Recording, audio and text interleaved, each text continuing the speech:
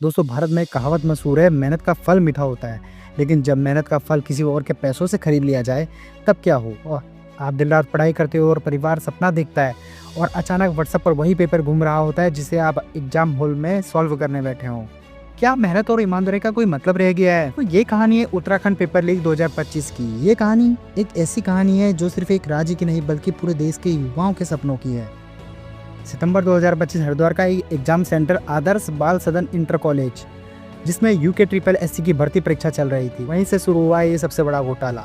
एक उम्मीदवार खालिद मलिक अपने मौजों में मोबाइल छुपाकर अंदर ले गया। वो रूम नंबर 9 में बैठा था। CCTV कैमरे भी बंद थे और वहाँ जैमर भी नहीं लगाया गया था।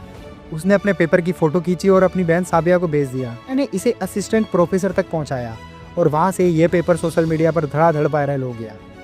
सिर्फ 3 पन्नों ने लाखों छात्रों का भविष्य बर्बाद कर दिया। एग्जाम शुरू हुआ और सोशल मीडिया पर पेपर की फोटो वायरल हो गई। सवाल उठा कि लीक कहां से हुआ। जांच शुरू हुई, SIT बनाई गई और मुख्य आरोपी खालिद मलिक हरिद्वार के लक्सर से गिरफ्तार हुआ। अब तक 4 लोगों को गिरफ्तार कर लिया गया है, जिनमें एक प्रोफेसर भी शामिल है। देहरादून, हल्द्वानी, हरिद्वार और कई इलाकों में छात्रों का गुस्सा फूट पड़ा। विपक्ष ने मांग उठाई कि CBI की जाँच हुई। रिपोर्ट्स के मुताबिक यह पेपर 12 से 15 लाख रुपए में बेचा गया।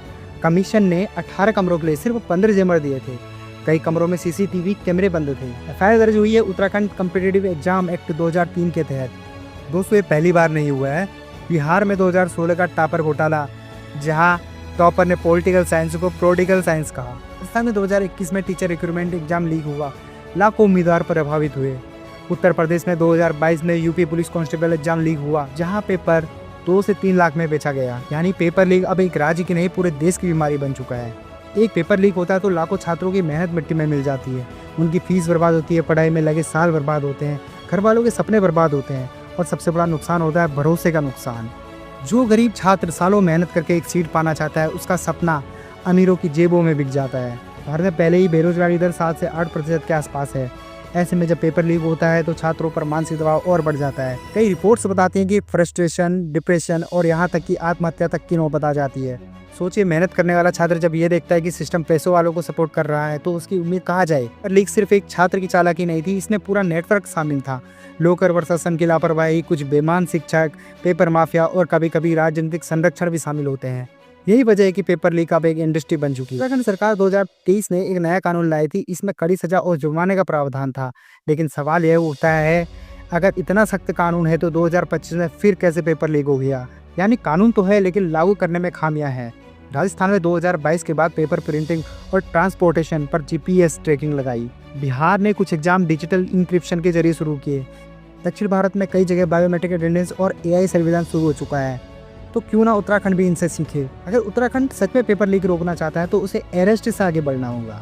हर एग्जाम में AI बेस्ड CCTV मॉनिटरिंग होने लगे, बायोमेट्रिक अटेंडेंस 100% लागू हो, पेपर हार्ड कॉपी में ना होकर इनक्रिप्टेड डिजिटल फॉर्मेट में भेजे जाएं, और एक नेशनल एग्जाम अथॉरिटी बने जो पूरे देश के लिए कॉमन सिक्योर सिस्टम बनाए। वरना अरेस्ट और SIT से आगे बढ़कर कोई असली बदलाव नहीं होगा। अब आप बताइए, अगर आप एक स्टूडेंट हो तो क्या आप ऐसे एग्जाम में दोबारा भरोसा कर पाओगे? आपको लगता है कि नेशनल लेवल अथॉरिटी बननी चाहिए या राज्य खुद सुधार कर सकते हैं? सबसे बड़ा सवाल, टेक्नोलॉजी से ज़्यादा जरूरी है सख्त सजा या दोनों मिलकर काम करेंगे? दोस्तों, उत्तराखंड पेपर लीक 2025 ने साफ कर दिया कि हमारा एग्जाम सिस्टम कमजोर है, छात्रों का गुस्सा जायज है और उनकी मांगे भी जायज है।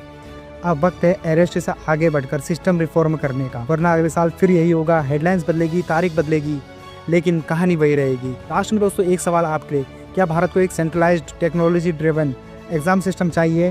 क्या आप मानते हैं या राज्य खुद अपना सुधार कर सकते हैं? कमेंट में अपनी राय जरूर बताइए। आज के इतना ही। जय हिंद।